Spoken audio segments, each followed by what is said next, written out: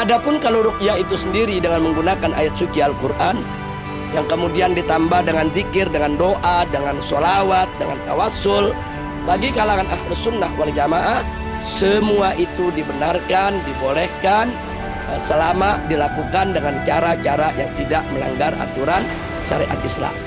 Nah, adapun kalau pertanyaannya apakah ayat Al-Quran itu bisa menyembuhkan orang dari penyakit, nah kita kembali saja kepada firman Allah dalam surat Al-Isra ayat 82, di mana Allah Subhanahu wa taala menegaskan wa nunazzilu minal Qur'ani ma huwa syifaa'un wa rahmatul lil mu'minin.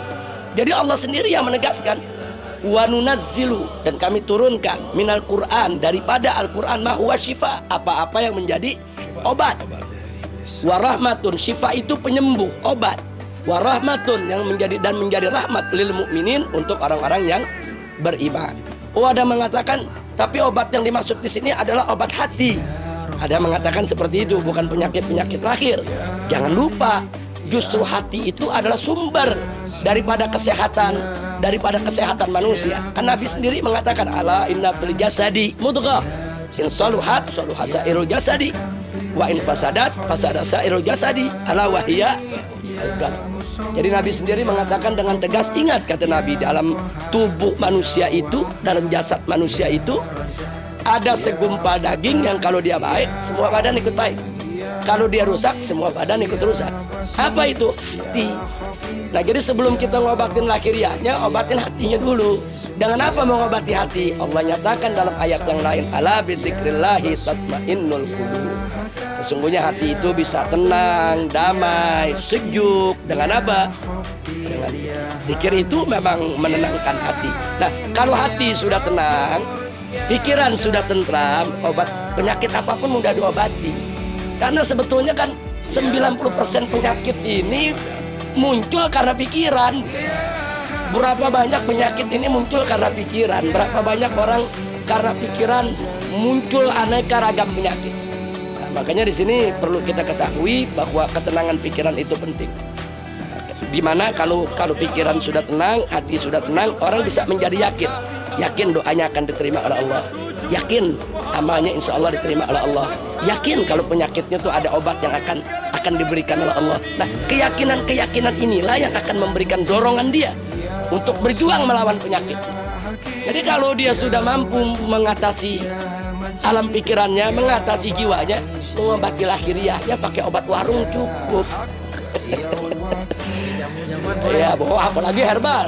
Herbal ini begini, Nabi mengajarkan kepada kita pengobatan dengan menggunakan habba sauda, kemudian juga dengan menggunakan madu, zaitun dan lain sebagainya. Tapi Nabi tidak pernah mengatakan kalau obat itu hanya madu saja, kalau obat itu hanya minyak zaitun saja, kalau obat itu hanya habba sauda saja.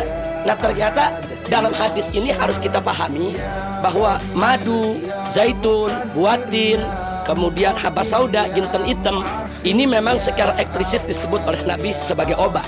Tapi di situ secara implisit menunjukkan sebetulnya yang namanya herbal itu obat. Jadi tidak terbatas kepada yang empat. Seperti di Indonesia, orang sariawan pakai daun saga. Nah, ini jangan lupa, ada daun sirih dan lain sebagainya. Nah, jangan-jangan kalau di Mekah dulu ada daun saga, pada pakai daun saga juga. Nah, jadi artinya begini, kita memahami suatu hadis tidak hanya secara elektronik yang eksplisit saja. Yang eksplisit kan disebut habba sauda, ya kan, jinten hitam, madu, buatin, zaitun. Ya tentunya apa yang disebut oleh Nabi secara khusus termasuk korma, ajwa, ini punya keistimewaan khusus. Tapi secara implisit itu juga menunjukkan sebetulnya yang namanya herbal itu, buah itu bisa menjadi obat untuk manusia. Nah, tinggal kita berusaha. Nah, di macam-macam negeri kan pengobatan herbal ini luar biasa. Jadi pengobatan herbal itu pengobatan Nabi. Pengobatan herbal itu pengobatan ala Nabi kita Muhammad Sallallahu Alaihi Wasallam. Jadi saya pikir kalau ruqyah kemudian diikuti dengan pengobatan herbal itu luar biasa. Jadi lengkap, komplit sudah. Ada ruqyahnya dengan zikir dan lain sebagainya untuk mengobati batinnya, ada herbalnya untuk mengobati lahirnya. Nah, saya pikir itu yang mesti diperhatikan, dan kita minta kepada Ustadz Muhammad Guntur untuk bisa menjaga ruqyah yang syar'iyah ini jangan sampai dicampur aduk dengan berbagai macam kemungkaran. Maju terus, jangan peduli dengan berbagai macam hujatan selama kita berada di jalan Allah Subhanahu wa taala. Pokoknya kalau kita sudah ada di jalan Allah, cari ridha Allah. Berbagai macam hujatan jangan dilayani, tapi kritik yang membangun harus diperhatikan.